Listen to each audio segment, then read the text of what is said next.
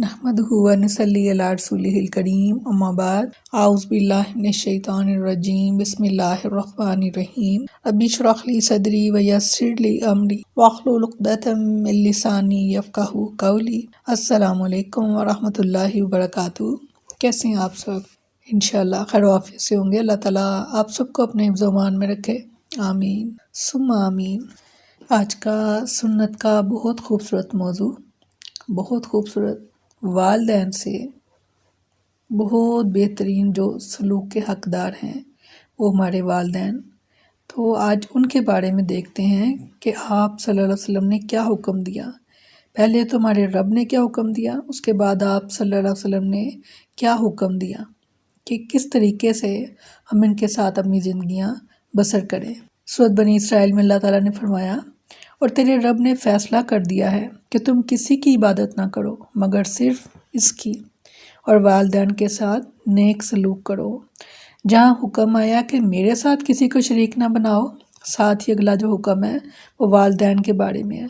आप देखेंगे कुरान में बहुत सारी आयतें आपको मिलेंगी इसी मौजू पर, जहाँ हुक्म अल्लाह ताला करते हैं कि मेरे साथ शिरक ना करो, वैसे ही अगली बात होती है कि अपने वालिदैन के साथ जो है वो नेक सलूक करो, अच्छा सलूक करो। अल्लाह ताला का इरशाद है कि हमने सूरत काफ में हमने इंसान को वसीयत की कि अपने वालिदैन के साथ नेक सलूक करे। ये अल्लाह ताला ने वसीयत कर दी हम सबको कि अपने वालिदैन के साथ नेक सलूक करें। बहुत खूबसूरत हदीस। आप सल्लल्लाहु अलैहि वसल्लम ने फरमाया, जब 6 साल की उम्र में उनकी वालिदा उनसे जुदा हो गई तो उन्होंने रो रहे थे, आंखों में आंसू थे और साथ फरमा रहे थे कि मेरी वालिदा होती और वो मुझे, मैं नमाज़ पढ़ रहा होता और वो मुझे आवाज़ देती, ए मोहम्मद सल्लल्लाहु अलैहि वसल्लम, तो मैं नमाज को छोड़कर तो अपनी वालिदा की बात सुनता। ये उनकी ख्वाहिश थी।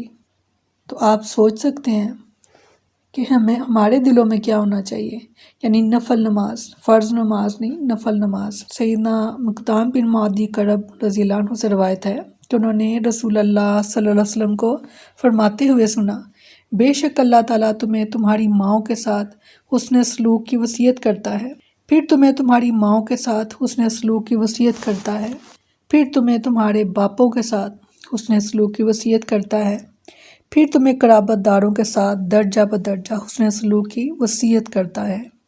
ये हमें एक समझें कि एक रास्ता मिल गया और दर्जे मिल गए हमें। सबसे पहला दर्जा सुभान अल्लाह, वालिदैन का, पहले माँ, उसके बाद वालिद, और उसके बाद फिर क़राबतदारों में बीवी आ गई, उसके बच्चे आ गए, उसके बहन भाई आ गए।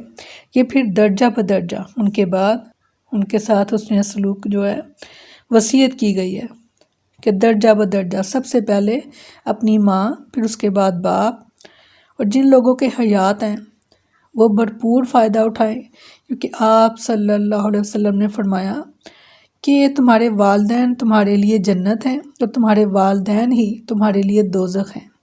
जन्नत इस तरह है कि अगर तुम उनकी खिदमत करोगे, उनसे दुआएं लोगे तो इंशाल्लाह तुम जन्नत में अपने जगह बनाओगे, और अगर तुम उनकी नाफरमानी करते हो, उनका ख्याल नहीं रखते, तो फिर वो तुम्हारे लिए दोज़ख हैं। यानी कि आप देखिए कि वसीयत कर रहा है अल्लाह ताला, वसीयत फरमाई है कि अल्लाह ताला ने वसीयत की है कि अपनी माओं के साथ हुस्न सलूक करो, फिर अपने बापों के साथ, फिर दर्जा बदर्जा क़राबतदारों के साथ। हमने एक तवील हदीस शायद आपकी नज़रों से गुज़री हो, उसमें 3 जो दोस्त होते हैं जो सफ़र के लिए, तिजारत के लिए निकलते हैं, तो रास्ते में तूफ़ान आ जाता है, बारिश आती है, तूफ़ान होता है, तो वो एक गार में चले जाते हैं उस बारिश वगैरह से, तूफ़ान से बचने के लिए। तो इसी दौरान वो गार का जो मुंह होता है, एक बड़ा पत्थर आता है, तो वो मुंह उसका गार का बंद हो जाता है जहाँ से उन्होंने वापस निकलना था। अब वो परेशान हुए, तीनों ने आपस में मशवरा किया और ये सोचा कि अल्लाह ताला से दुआ करें, और दुआ ये करें कि अपनी जो हमने, हमारे जहन में है कि हमने फ़लाँ नेकी की अल्लाह के लिए, अल्लाह की खातिर, तो उस नेकी का हम वास्ता दें। और उसी में ही एक शख्स कहता है कि अल्लाह ताला तू जानता है कि मैं एक चरवाहा था और मैं जब भी बकरियां चरा कर वापस आता तो सबसे पहले अपने वालिदैन को दूध दो कर देता, اس کے بعد اپنے بچوں بیوی بچوں کو۔ ایک رات میں واپس آیا تو میں نے دیکھا کہ میرے والدین میرا انتظار کرتے کرتے سو گئے۔ میں ساری رات پیالہ لے کر ان کے سرہانے کھڑا رہا اور میرے بچے میرے پیروں سے میری ٹانگوں سے لپٹ لپٹ کر روتے رہے بھوک کی وجہ سے، مگر میں نے ان کو اس لیے نہیں دیا کہ اگر میرے والدین جاگ جائیں گے تو ان کو بھوک لگے گی، تو میں ان کے سرانے کھڑا رہا۔ سبحان اللہ۔ تو اللہ تعالیٰ نے اس پتھر کو سرکا دیا، صرف اس لیے کہ وہ اپنے والدین کے ساتھ حسن سلوک کرتا تھا۔ وہ شخص جہاں پر ماؤں کے ساتھ حسن سلوک کی ہمیں وصیت کی گئی ہے، وہیں پر آپ صلی اللہ علیہ وسلم نے فرمایا، سیدنا عبداللہ بن عمر رضی اللہ عنہ سے روایت ہے کہ نبی کریم صلی اللہ علیہ وسلم نے فرمایا، والد کی رضا میں رب کی رضا ہے اور والد کے غصے میں رب کا غصہ ہے۔ اور اسی طرح ہی ہمیں یہ بھی پتہ چلتا ہے کہ کہا فرمایا گیا کہ اپنے والد کی بد دعا سے ڈرو، کیونکہ جو والد کی بد دعا ہے وہ ایک مظلوم کی اور ایک والد کی، کیونکہ ماؤں کا تو اکثر سارا دن یہی بچوں کے ساتھ طریقہ رہتا ہے کہ غصہ ہوئے تو ان کو لعنت ملامت بھی کر دی، اور بعض مائیں تو اس حد تک جاتی ہیں کہ وہ بد دعائیں بھی دے دیتی ہیں، مگر ساتھ ہی دل میں وہ کہہ دیتی اللہ ایسا نہ ہو جیسا میں نے کہا۔ مگر والد وہ بہت صابر ذات ہے، اول تو وہ غصہ نہیں ہوتے، مگر جب ان کے دل میں کوئی دکھ ایسا آ جائے تو فرمایا کہ جب وہ بد دعا دیتے ہیں نا، پھر وہ یہ بات نہیں کہتے کہ اللہ ایسا نہ ہو، تو اس لیے فرمایا کہ اپنے والد کی بد دعا سے ڈرو، مظلوم کی بد دعا سے اور والد کی بد دعا سے، وہ سیدھی عرش پر جاتی ہے۔ سیدنا ابو درداء رضی اللہ عنہ سے روایت ہے، انہوں نے نبی کریم صلی اللہ علیہ وسلم سے سنا، والد جنت کا درمیانی دروازہ ہے، چاہے اس دروازے کو ضائع کر دو یا اس کی حفاظت کرو۔ اگر جنت ماں کے قدموں تلے ہے تو اس جنت کا جو دروازہ ہے وہ باپ ہے۔ سبحان اللہ۔ فرمایا کہ چاہے تو اس کو ضائع کر دو، چاہو تو اس کی حفاظت کرو، یعنی دروازہ کھلے گا تو جنت میں جائیں گے نا۔ اور اگر صرف بعض جگہ دیکھا جاتا ہے، یہ زیادتی ہو جاتی ہے بعض اوقات بچوں سے بھی، کہ ماؤں کی زیادہ کیئر کی جاتی ہے، اور والد کیونکہ وہ ایک مرد ہیں تو لہٰذا ان کو شاید کیئر کی ضرورت نہیں ہے، مگر ایسا نہیں ہے۔ والدہ ہے یا والد ہے، وہ جب ایک بڑھاپے کی عمر کو پہنچ جاتے ہیں تو ان کا یہ دل چاہتا ہے کہ ان کے بچے ان کو اسی طرح لاڈ اور پیار ان سے کریں اور ان کے ناز اور نخرے اٹھائیں کہ جیسے وہ بچپن میں اٹھایا کرتے تھے۔ ایک وقت آ جاتا ہے انسان پر کہ پھر اس کا دل کرتا ہے کہ ہمیں چاہا جائے، ہمارا خیال رکھا جائے۔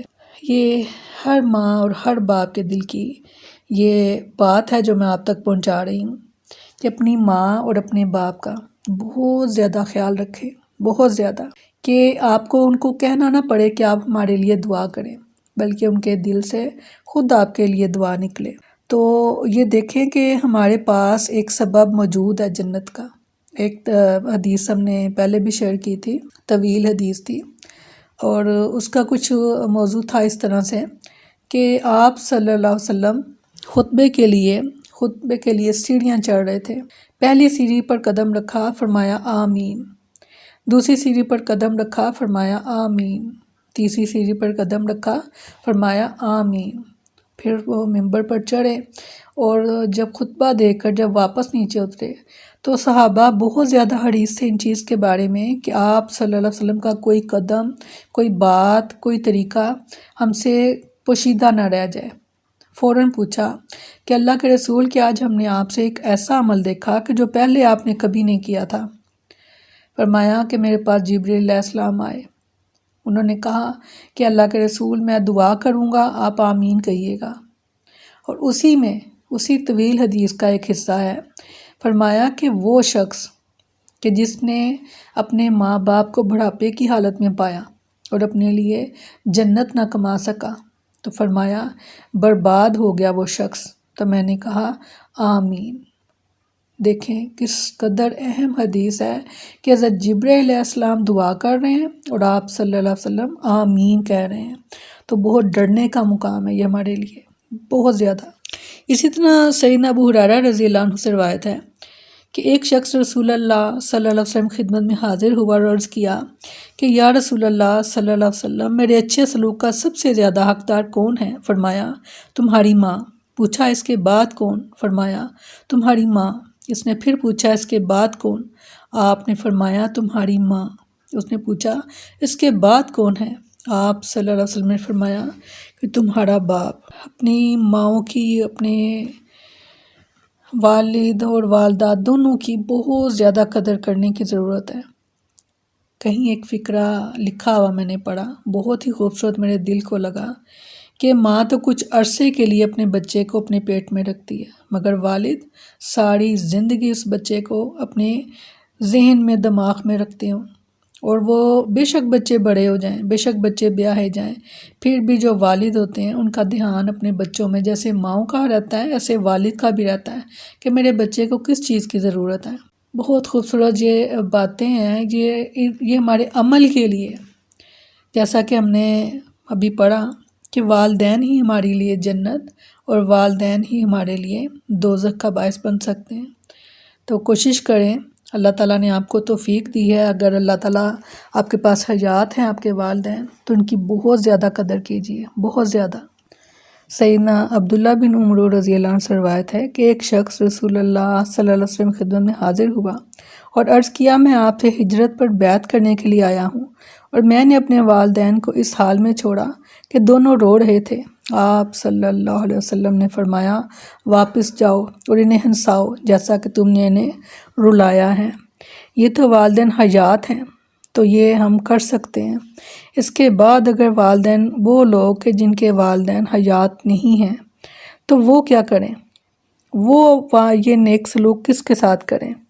تو اس کے بارے میں بھی ہمیں حدیث مل جاتی ہے کہ عبداللہ بن دینار رحمہ اللہ سیدنا عبداللہ بن عمر رضی اللہ عنہ سے روایت کرتے ہیں کہ ایک دیہاتی آدمی نے ایک راستے میں ملا۔ عبداللہ بن عمر رضی اللہ عنہ نے انہیں سلام کیا اور انہیں اپنے ساتھ گدھے پر سوار کر لیا جس پر وہ خود سوار تھے، اور اسے وہ امامہ بھی دے دیا جو ان کے سر پر تھا۔ ابن دینار کہتے ہیں ہم نے ابن عمر رضی اللہ عنہ سے کہا اللہ آپ کا بھلا کرے، یہ تو دیہاتی لوگ ہیں، تھوڑی سی چیز سے بھی راضی ہو جاتے ہیں۔ سیدنا عبداللہ بن عمر رضی اللہ عنہ نے فرمایا اس شخص کا باپ عمر بن خطاب رضی اللہ عنہ کا دوست تھا، اور میں نے رسول اللہ صلی اللہ علیہ وسلم کو فرماتے ہوئے سنا ہے کہ سب سے بڑی نیکی آدمی کا اپنے باپ کے دوستوں سے نیکی کرنا ہے۔ سبحان اللہ۔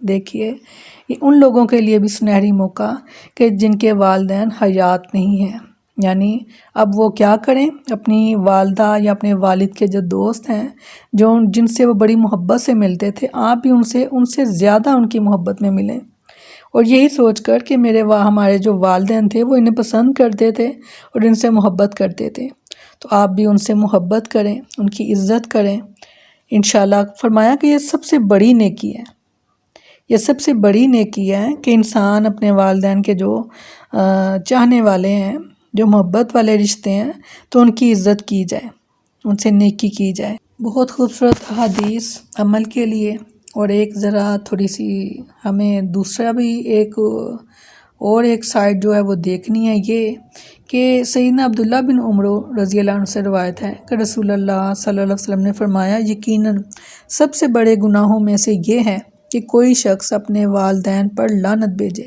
پوچھا گیا یا رسول اللہ صلی اللہ علیہ وسلم کوئی شخص اپنے ہی والدین پر کیسے لعنت بھیجے گا؟ آپ نے فرمایا کہ آدمی دوسرے آدمی کے باپ کو برا بھلا کہے گا تو دوسرا بھی اس کے باپ کو اور اس کی ماں کو برا بھلا کہے گا۔ اس پر بہت زیادہ احتیاط کی ضرورت ہے، بہت زیادہ، کہ آپ یہ دیکھ لیں کہ اگر آپ کسی کے والدین کو کہہ رہے ہیں تو وہ بدلے میں آپ کے والدین کو بھی تو کہے گا۔ اللہ تعالیٰ نے فرمایا کہ کسی کے جھوٹے خدا کو بھی برا مت کہو، وہ نہ جانتے ہوئے یا انجانے میں تمہارے سچے رب کو کچھ کہہ دے گا۔ تو اگر آپ کسی کے والدین کو کچھ کہہ رہے ہیں تو بدلے میں آپ کے والدین کو بھی کہا جائے گا۔ بہت احتیاط کی ضرورت ہے، بہت زیادہ۔ ایسے ہم اعمال کریں، ایسے ہم کام کریں کہ جو ہے لوگ ہیں وہ ہمارے ماں باپ کو دعائیں دیں کہ ان کے بچے کتنے اچھے ہیں۔ اللہ تعالیٰ کرے کہ ہم ان کے لیے بہترین صدقہ جاریہ اپنے والدین کے لیے بن سکیں۔ آمین ثم آمین۔ السلام علیکم ورحمۃ اللہ وبرکاتہ۔